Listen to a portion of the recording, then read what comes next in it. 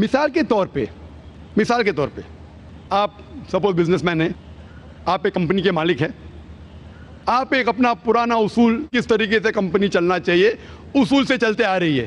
آپ کے کوئی نئی مینیجر آتے اصول کو بدل دیتے, آپ کے اصول کے خلاف کام کرتے, بولتے کیا یہ اور بہتر ہوگا, اس سے منافع زیادہ ہوگا.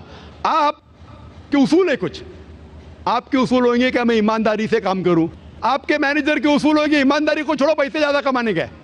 آپ کو جب پتا چلے گا آپ کا مینیجر آپ کے اصول کو توڑ رہا ہے, بولے گا مالک زیادہ پیسے ملیں گے, رشوت دو.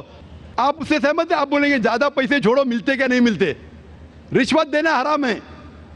تو اس طریقے سے اللہ تعالیٰ نے بنیادی باتیں کہہ چکی ہے کس طریقے سے اس ایشور کی عبادت کرنا. ابھی انسان اپنی غلط فہمیوں میں اللہ تعالیٰ خدا ایشور کی بات چھوڑ کے خود کے طریقے سے عبادت کرنے لگتے ہیں.